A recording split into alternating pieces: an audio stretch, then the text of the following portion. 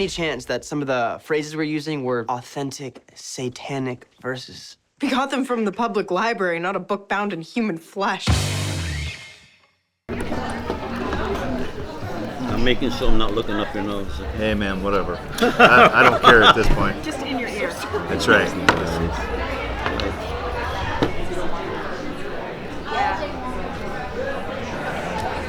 Without a doubt, the flyest man in the building today. Walk away, Ray. It's Comic-Con, man. I'm ready to kneel I try and and tell defeat. fans and guests alike, ditch the Crocs, man. This is real. Oh my God, I hate Crocs. But not at a Comic-Con, you wouldn't. Those are comfortable. You know, it's the cosplayers who suffer. They come in the first half hour, everyone's gawking at them. Oh, they're amazing, they're high-fiving, kids are getting their picture taken. 3 hours in, the costume smells like ass. They just want to get out of there. Their monster feet are killing them. They can't take a leak anywhere. I mean, you know, it's all great on paper.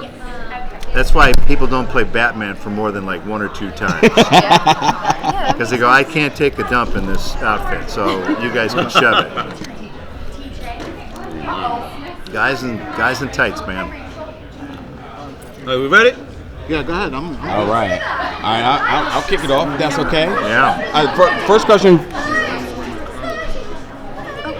First question I wanted to ask you. I mean, the longevity in your career and still working at a high rate. Jumping on this series, which has historical ties. What was sort of just your approach? What was sort of the vibes? You know, picking up this role. It was well written. There's a lot of crappy scripts out there. I've made a lot of them. And so I'm grateful to the movies that sucked in my day because it informs you to the stuff that you really want to do. And when something is well written, you go, hey, that's pretty good. So that's it. If it's a horror project, I ask more questions. And there were good people involved. You know, Peacock's a real outlet, and Julie Bone, Anna Camp, none of them are slouches. You know, it's good stuff. Yeah. So that's why. Appreciate the answer. Okay, thanks everybody. All right. I'll go. How does stepping into the role of Chief Dandridge compare to your iconic portrayal of Ash? It's very different. As Ronald Reagan? It's a different part. Ronald Reagan is a different part. As an actor, you're supposed to do what the part demands. So if he's not cracking jokes, then I'm not cracking jokes. He's the straight man. That present unique challenges compared to No, previous roles? no, none whatsoever. I consider myself to be a reasonable man, so you play a reasonable man. You need that in this story, in this small town. Someone's got to keep the shit wired until you can't. Our Mega Comic Crusaders. So given your experience with horror and dark humor, so how does Hysteria blend those elements in the story? They don't usually blend. Horror and comedy, unbeknownst to the current approaches, is not always a good blend. We first did it with Evil Dead 2. We called it Splat Stick, where you blend a little horror and a little comedy, but only because we were Three Stooges fans. Okay. So, you know, the guy cut his hand off and he'd cover it with a book that says Farewell to Arms. I mean, you know, there's gags everywhere in that. It's like a Looney Tunes cartoon, Evil Dead 2. So we just didn't like the grim horror, and to this day I don't like grim horror. I don't like torture porn. Put some guy's dick in a vice and poke it with a stick for 30 minutes. That's not horror. That's lazy filmmaking, lazy writing, lazy execution, lazy filmmaking. You know, where's the suspense? Where's the scare? Where's the mood? Where's the acting?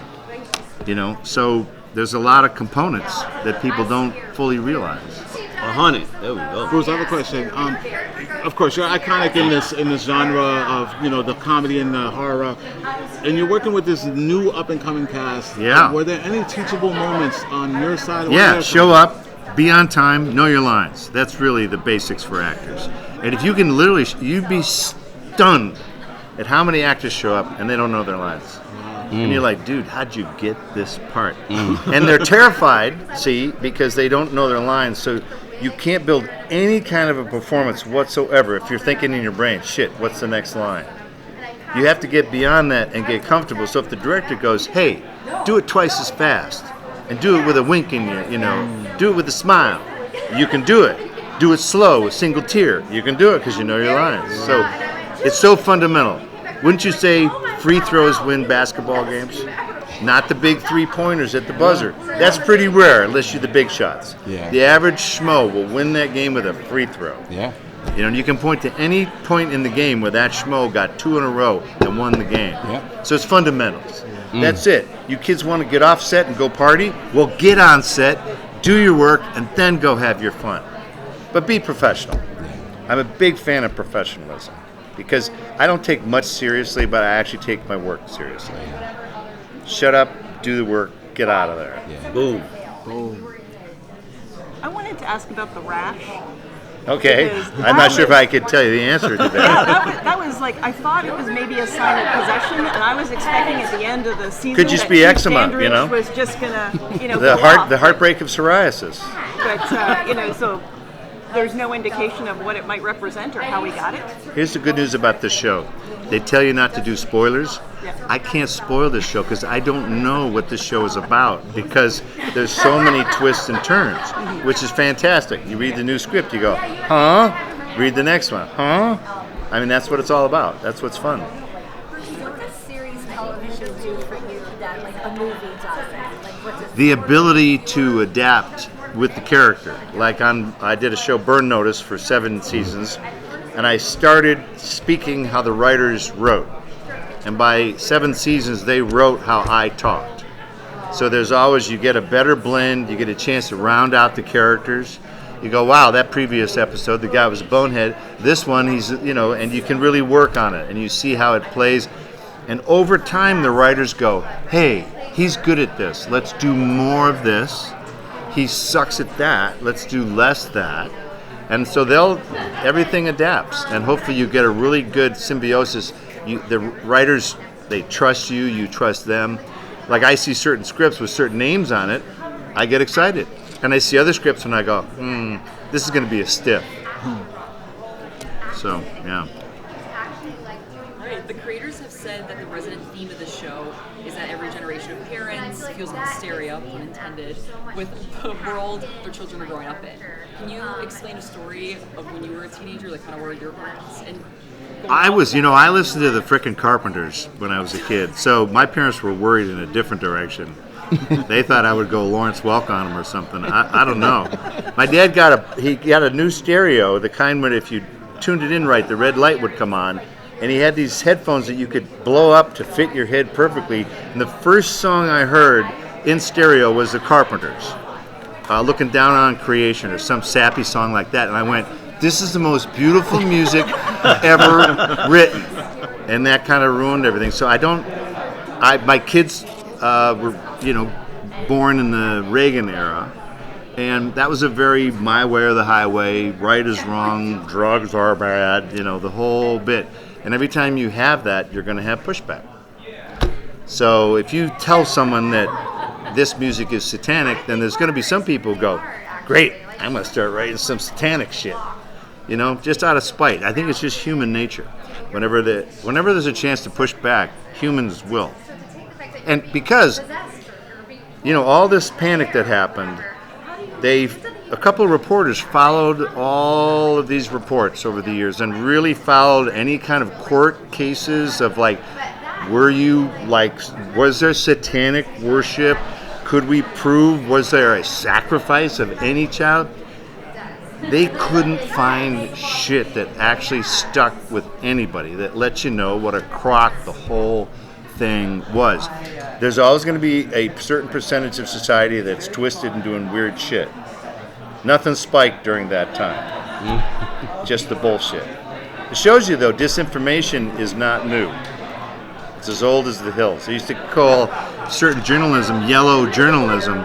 The paper was just shitty paper. It was actually yellow paper. And it was all just the crappy headlines to get you to buy it. Yeah. Nothing has changed. We have the premiere tomorrow, Yeah. Peacock, October Good. 18th. Yeah. Why do people need to tune in? Horror is mainstream now, man. It is. You like horror, come on down. I used to be a little more hesitant about talking about horror because there was, in my day there was porno, and then horror was one rung above porno. Sure. And now it's just another genre. So I give a lot of credit to shows like The Walking Dead. You have 10 million people watching your show for 10 years. That is a that's not a cult anymore.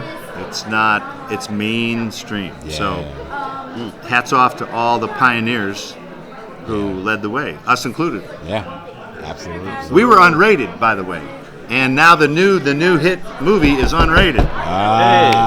Yep. Right? Yes, it is. Normally that thing could not get released. That's you know, right. if it doesn't have a rating, some newspapers and TV they won't show the ad Yeah. because they go, we don't know, it could be a Yeah. snuff film, has no rating. Yep. So these guys are like, I'm okay with that. Are we moving or are they moving? Us? All right. Okay, but Hey, Bruce, man, and having you on Dead by Daylight is like the best of both worlds for me, Yeah, man. I hear that. Thanks, guys. Appreciate it. Thank you. man. Thank you. Have a Have a blessed good day, day. Thank you very much. Thank you very much. Appreciate you all. Thank you. Absolutely. I guess I stay and you go. Hello. How are